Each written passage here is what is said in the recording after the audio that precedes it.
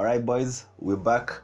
We're live. DJ Love FPL. Thank you for joining once back again. And this is my game week 8 team selection.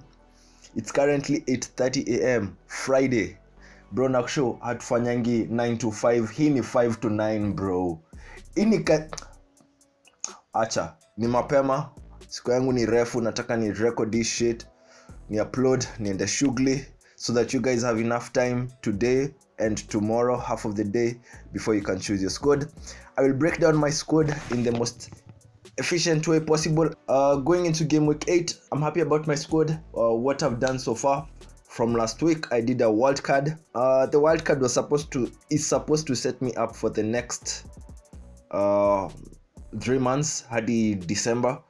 And manze tunatafuta kupanda overall rank. Our aim is to go top 1M. Now from top 1M to work towards 500k and below. All this requires time, and time is all that you have. So without further ado, let's get into the video. Before niende kwa squad yangu, nataka tu nikuambie bench yangu venye iko. Mimi nimebench Raya. Arsenal playing against Man City.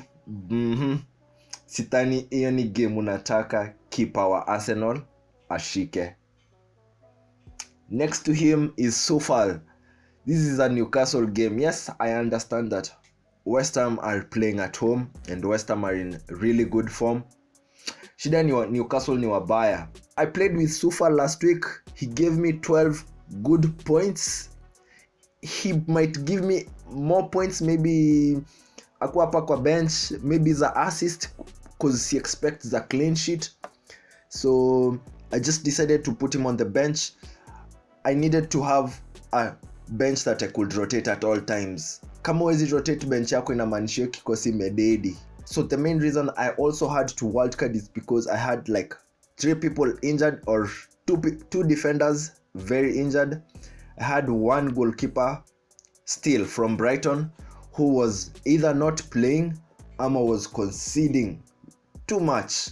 Hii squad nimeweka watu wazunguke, watu kila mtu wacheze, hata Pep rotate wase wake kwa bench. Leo analeta Rico Lewis, ile wiki ingine ni Walker. I also wanted to record this video after all the midweek games have been played, that is Champe na Europa. Nione wase venye wanadu, venye Liverpool wanaweza kuwa nafanya. These are some of the things that I was looking out for before making this video. I have Luka Dean. Yes, Aston Villa are playing against Wolves. Wolves are in better form. Wolves si team ndogo. Dean anaweza supply Watkins, hiyo skatai. Mi tu nimeamua hii game week sichezi na mtu Aston Villa, not yet. Sichezi na defensive ya Aston Villa, especially against a Wolves side. Yes, I do understand that Aston Villa will be away. Yes, Wolves will be at home. I actually think it will be a harder game. And right beside Luka Dean, I have Gordon, who is suspended for yellow cards. Gordon I'm proved to be such a good player, value for money, 5.6M. Bro, take that money anytime, anywhere. Hizo points ana return it's just a steal. So he's suspended, can't play him this week. So I'm only playing 1 Newcastle player in my team. Now let's just head into my defense line. In defense I have Areola. He's playing against Newcastle. Yes, so I had to choose. I either keep a West Ham goalkeeper ama ni bakishe a West Ham defender, which is Sofal. And having gauged both sides, it just proved to be a better decision to play Areola. Neza pata points za saves, si expect the clean sheet. Hapa natafuta like 4 points from my goalkeeper. Hata mimi niko honest about it. I'm very realistic. I don't expect Areola to give me hapa 7-9 unless your game is 0-0. And if the game ends at 0-0, the better. But Newcastle watokangi 0-0. West Ham wakujangi kupack bus. So this is just a dangerous game. I chose to bench Sofal. Let me play Trippier, since Trippier can be on the assists, so can Sofal. Lakini naona Newcastle are a harder team to beat. Right beside Areola I have, right below Areola I have Trippier.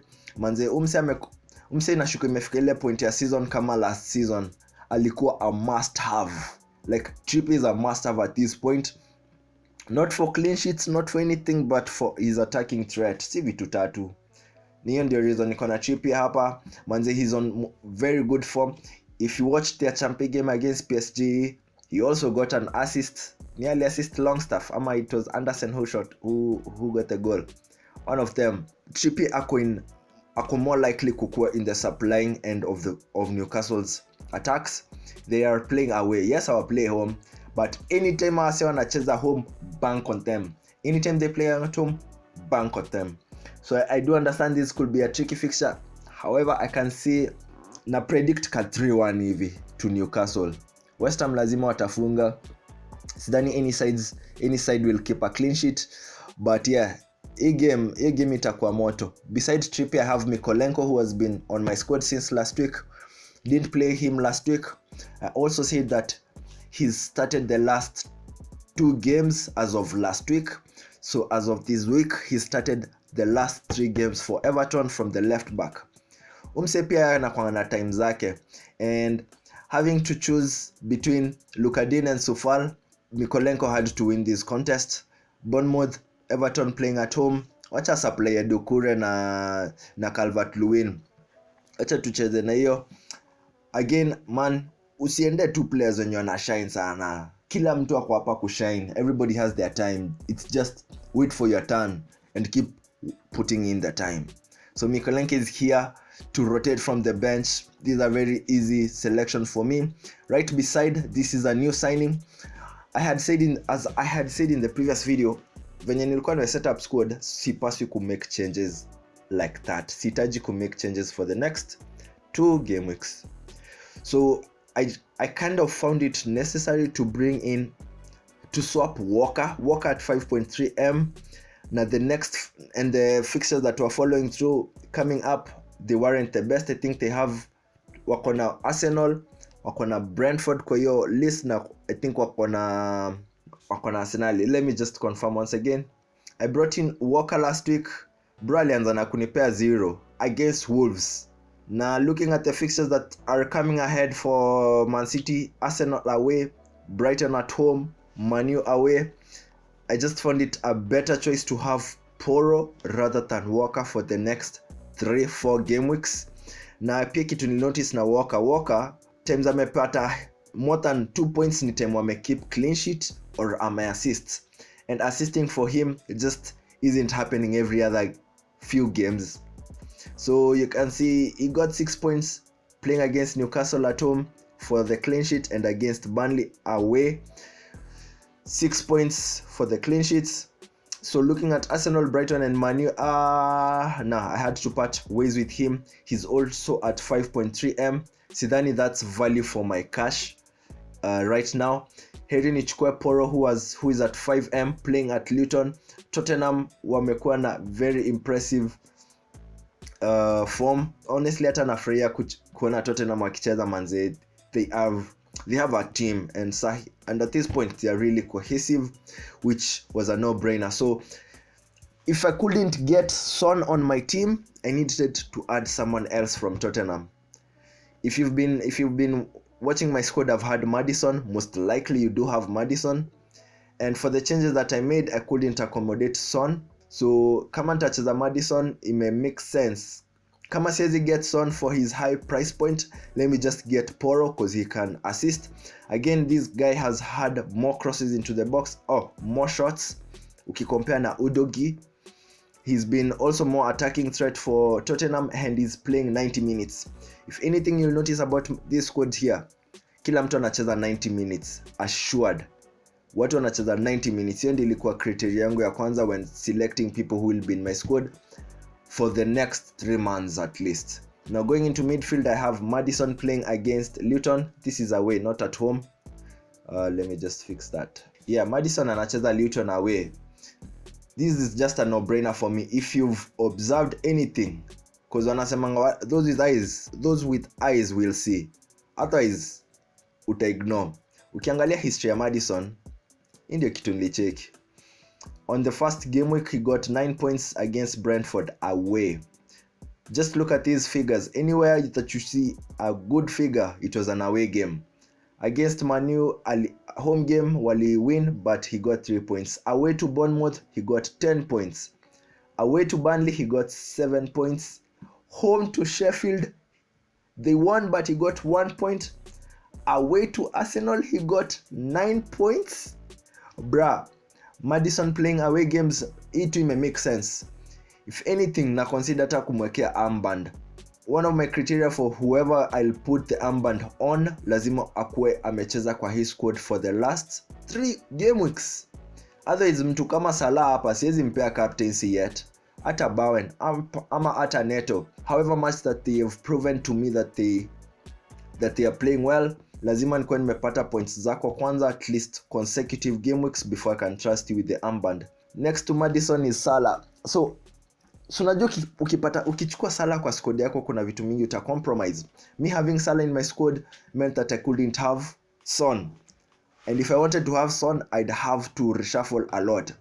And ni trade-offs. Hauwezi kuwa na Son na Salah kila time. Unless utauza Haaland. Of which at this point ina feel ni kama tunaweza uza Haaland, si ndio? Inakaa unaweza work na Alvarez pekee.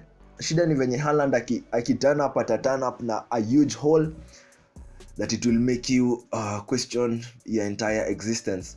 So Maddison playing an away game against Luton. Nah, this was just a very easy selection. Right beside him is Salah. Man, nilikuwa nataka kuona kama angeperform game yao ya midweek, of which hakukuwa kwa score sheet. I wasn't really able to watch the game like that or see what he was doing. But Brighton wametoka kulose to Aston Villa. Brighton tena wameconcede 2 goals against Marseille in their midweek game, which was yesterday, within the first, I think, 20 minutes. So if Liverpool can pounce, I think they can really pounce on them. But I don't know if there is anyone who's going to do anything for Liverpool. Unaweza kuwa na guaranteed Salah, si mse mwingine. Right beside him is Bowen, and right beside Bowen is Neto. Bowen is playing against Newcastle at home. Neto is also playing a home fixture against Aston Villa. Neto sitting at 5.6M. Mse, your price point yake. Yes, he's 5.6M. He's on his most consistent form in terms of fantasy. Hata nikoshua na G-Captain kama anacheza FPL. Umse yako in his best form at 5.6M. Him and Gordon wamekuwa wale watapanda bei. So get on them early enough. Ukipea some 3 game weeks, ikifika game week 10, 11, vitu zita change because pia fixtures zina change for many clubs. If you haven't played your wild card, you can also hold on to it. Usiharakishe kuicheza leo ama kesho. Ngoja game week 10, that's when things are kind of shaping up ama changing. The dynamics zina change for all clubs. Kama watu walikuwa na hard games, zinakuwa easy. Kama watu walikuwa na easy games, zina turn kukuwa some hard games. So I'm happy to have Bowen here. I don't expect many goals. I just expect that West Ham can play their true game, be solid. Kama ni Zuma, kama ni Ward-Prowse wachangamke, haina shida. Even if wataendelea. So this is my midfield line. I'm playing with a 3-4-3 formation, 4 midfields, and in attacking I have 3 guys playing against each other. On my left hand side is Nketiah. Nketiah has proven to be playing all the games for Arsenal. Now ukiwatch game ya Arsenal, manze, Nketiah ni the most convincing person. Nketiah hata kama hajapata points na points zake zitakam. Form yake inaweza kuwa kama ya Watkins. Watkins alikuwa na get 5 points, 5 and then starts taking off. Pia singekimbilia Watkins immediately. I had Watkins, I sold him before he got 23 points, which was of course frustrating. Nimekuwa naye na pia niko willing to get players, kuwacheza, kwa rotate, kuwauza, kwa get later on. Siwezi kuwa stuck on a player forever. Just as I did earlier on, maybe last month with Fernandez. I sold Fernandez as soon as I got some good points from him. And since then, he's only had his big hole on our 1-0 win. Hiyo pekee ndio naweza sema nilimiss out. Otherwise from 10, I think it was a really good decision to sell him until he gets back to form. Maybe I could consider him. If you don't know any forwards to buy, man, I could also recommend Højlund. kama ni mtu atafanyia Man U kitu at this point inaweza kuwa msee. Man U tuko na mashida mingi sahi. I do understand that. I need to correct this. I do understand Man U tuko na mashida mingi, but just have faith. Now don't panic. Usimake panic transfers. Panic transfers. Hii game ya Nketi hapa ni home game. Umse, even if they're going to play Jesus in the squad, Arteta ameonyesha that wana work around Nketi. Hata kama wanachezesha Jesus ataingia left wing, Nketiah stays in the middle. Nketiah manze umse ana hold ball, he's very clever with it. Kama ni pena ni yana get, umse it's just a matter of time before his goals come in. This is also a tricky fixture. That's why I decided not to have any Arsenal or Man City defense in my lineup. Wacha tu attacking wasumbuane. If you can also see, I have Haaland and Alvarez. Man, Alvarez ndiye anani convince sahi. Msi anafanya kazi ya KDB. Anything he touches turns gold immediately. Hata itaji sometime ina turn into gold immediately. Bro, they're not even playing Wolves. Is any manzi? Sina kusho niko na siku mrefu. They are playing Arsenal away. Nimeamka kufanya hii shit sahi, so understand. Nimekusho hapa tufanyangi 9 to 5, hii ni 5 to 9.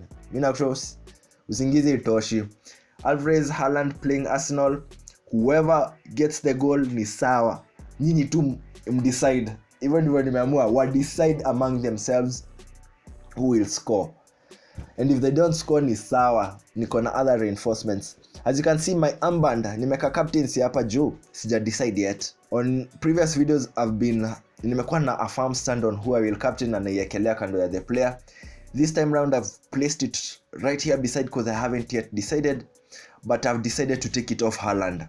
Nimeamua tu naitoa kwa Haaland because for Haaland to be a good captain candidate, it means he needs to have more than one goal. At the very least a goal and an assist. So this is what I'm thinking.